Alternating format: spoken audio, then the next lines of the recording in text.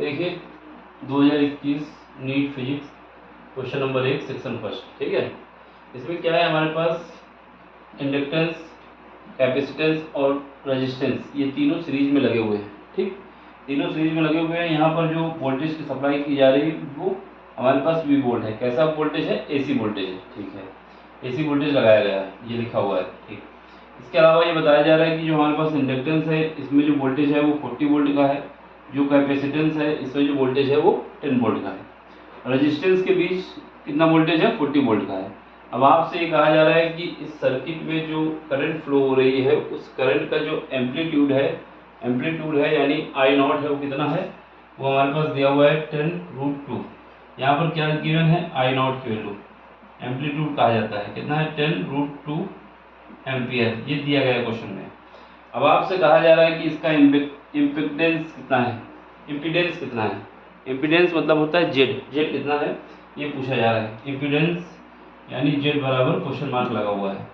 तो वो सबसे पहला काम क्या होगा, हमारे पास जो जेड होता है वो VRMS डिवाइड बाई RMS होता है, ठीक है, ये याद रखना है। तो VRMS कैसे निकालोगे? VRMS निकालने के लिए हमें जो फार्मूला में याद होता है क्या, VR² plus VL minus VC का होल स्क्वायर, इसका स्क्वायर रूट लेना होता है। तो यहाँ पर क्या होगा? VRMS निकालने के लिए हम लोग क्या करेंगे, फार्मूला हमारा यूज किया जाएगा।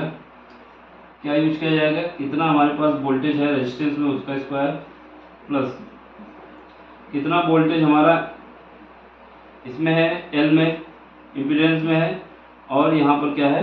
इंडक्टेंस, सॉरी, यहाँ पर कैपेसिटर में कितना वोल्टेज है इसका स्क्वायर, ठीक। ये सब कुछ दिया हुआ है। तो VR ये दिया हुआ है, ये क्या है? VR है, ये हमारे पास VC है और ये हमारे पास VL है।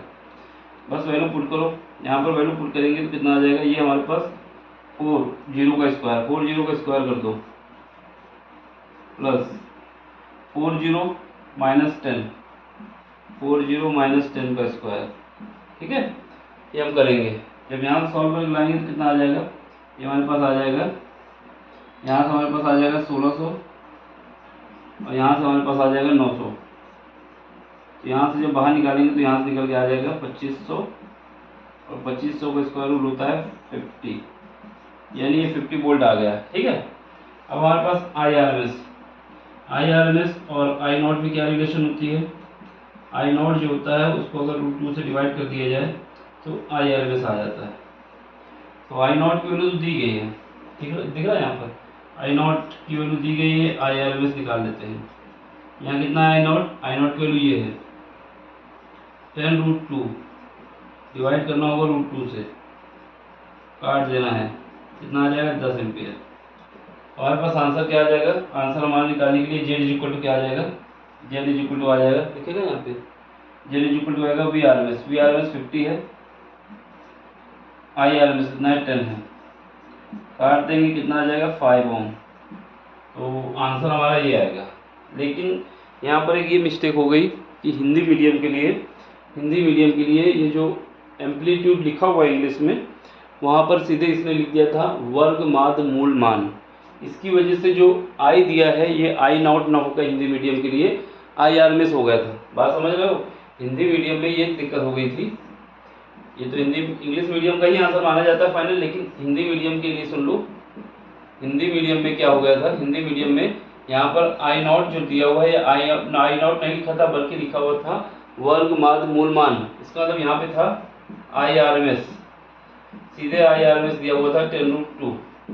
क्या दिया था? 10√2 दिया हुआ था, ठीक है। इसकी वजह से यहाँ पर जब Z निकाले थे तो Z कितना आ जाएगा? ये तो 50 आया था निकाल के, ये 10√2 आया था, इसको काट देंगे तो कितना आ जाएगा? 5/√2 आ जाएगा, ये ओम। तो हिंदी मीडियम के लिए आंसर ये सही था, जबकि इंग्लिश मीडियम के लिए ये सही था। लेकिन हमारा ये होता है कहना कि जब भी कोई क्वेश्चन करें, कहीं पर भी डाउट हो, तो अगर इंग्लिश मीडियम में लिखा हुआ है क्वेश्चन तो वो सही माना जाएगा, हिंदी मीडियम वाला रॉन्ग मान लिया जाता है। फिलहाल इस केस में इन्होंने ये आंसर भी सही मान लिया था, ठीक है, क्योंकि उनकी गलती थी, लेकिन कोई ज़रूरी नहीं कि मान लें। तो इस वजह से ये कह सकते हैं कि हमें इंग्लिश का जरूर देखना होगा कि एम्पलीट्यूड लिखा हुआ है कि IRMS लिखा हुआ है, ठीक है। देख लो, समझ में आया हो तो लाइक कर दो, शेयर कर दो। बाकी मिलते हैं अगले लेक्चर में। Thank you for watching, bye, take care. Screenshot ले लो उसका।